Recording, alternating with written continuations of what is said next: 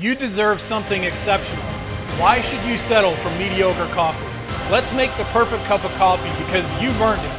My name's Eric Hadley and I'm the CEO and founder of Got Your Six Coffee Company. Have no fear because I've got your back today. I'm going to give you several pro tips that will help you to make the best coffee at home. When I was younger, my parents made coffee that came out of a big red or blue can. Back then, I wasn't a coffee drinker because I didn't think coffee tasted good. Turns out there's a reason for that. Back then, I wasn't drinking freshly roasted specialty coffee, and statistically speaking, the coffee I was drinking had been in the container for several months, which is well beyond what is considered to be fresh coffee.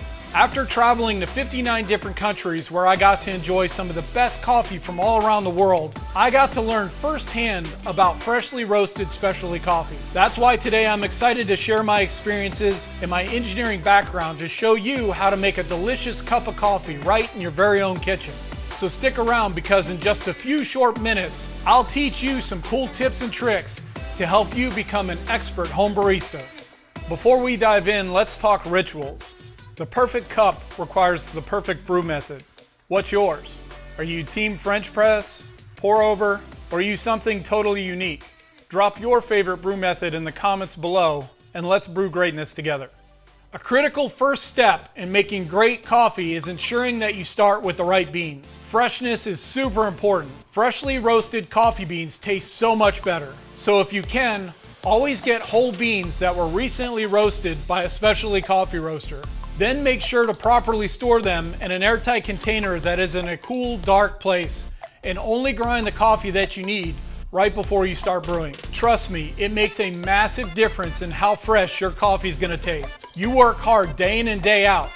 Don't you deserve more than just good enough? When choosing your coffee, think about what you like. If you enjoy a smooth cup with a variety of flavors, then go for a medium roast. Medium and light roasted coffees retain a lot more of their flavor profiles. Plus, you also get more caffeine in the cup. But if you like strong, bold coffee flavors, then stick with a darker roast. Just remember, look for coffee that has a born-on date, not just an expiration date. After about 20 weeks in the bag, coffee loses a lot of its inherent flavors and nuances that are in the bean due to oxidation. Something that I've learned over the decades of drinking coffee is that statistically speaking, most people put cream and sugar in their coffee, so they don't understand that fresh coffee has its own flavors. This is why fresh beans make the best coffee. Now let's talk about grinding the beans. This is where people often mess up. For drip coffee, you want a medium grind, something that resembles beach sand.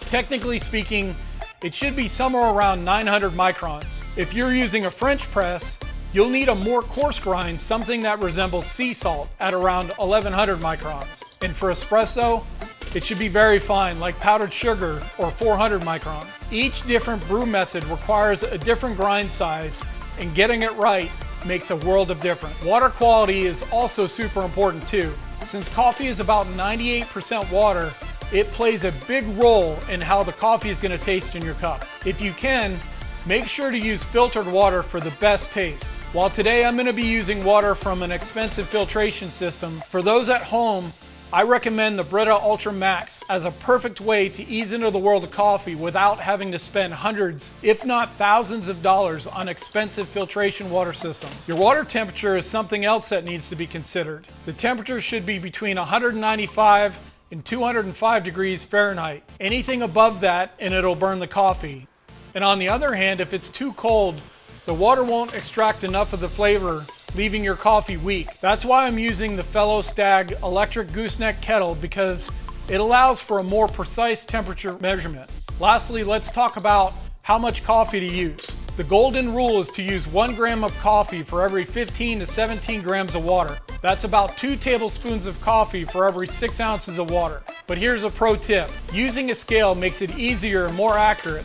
Just remember, measuring by weight, not volume, takes the guesswork out of brewing. For this demonstration, I'm using the pour over method, which is one of my favorites. For this, we'll need 20 grams of coffee and 320 grams of water. After your water is at the right temperature, start by wetting your filter with hot water. This helps to remove any of the paper taste, and it also helps to warm up the Chemex. An easy way to validate what I'm talking about is to take a sip of the water after wetting the filter. You will notice a paper taste. but by adding this step, it eliminates that taste from your cup of coffee. Once complete, empty out the water from the Chemex. Now it's time to brew some coffee, so go ahead and add your ground coffee to the filter, making sure that the coffee bed is evenly leveled out. I'm using 20 grams of Got Your Six Coffee Company's Balance of Action, which was roasted 3 days ago. After putting coffee into the Chemex filter, you want to zero out your scale. Now you can bloom the coffee with 50 grams of water and let it set for 30 seconds. This first step is important because it helps to open up the coffee grounds so that they're ready to release the maximum amount of flavor. After the 30 seconds has passed, you can then evenly distribute 200 more grams of water. Do this slowly and evenly in a circular motion to help agitate all the grounds. After you add the 200 grams, let the water draw down for 15 seconds before adding the remaining 70 grams of water. One of the big reasons why I love making coffee this way is because it adds a moment of peace where I can be grateful in this crazy world that is constantly on the go. When you fully dive into the process, it's no longer just about making coffee. It's a peaceful, rewarding ritual that delivers the perfect balance in every cup. And there you go, a perfect cup of coffee. You don't need expensive machines. You just need fresh beans, the right grind, filtered water, a good water temp, and a little patience. Give it a try and let me know how it goes. And if you have any other questions about coffee, drop them in the comments below. I've got your back. Whether you need coffee advice or gear recommendations, I'm here to help. And if you're interested in the equipment we used from this video, check out the description below for direct links to the products we trust. I hope this video helped you. If so, please like and subscribe to the channel to learn more about the world of coffee. Until next time, stay curious, and as always, stay pro-caffeinated.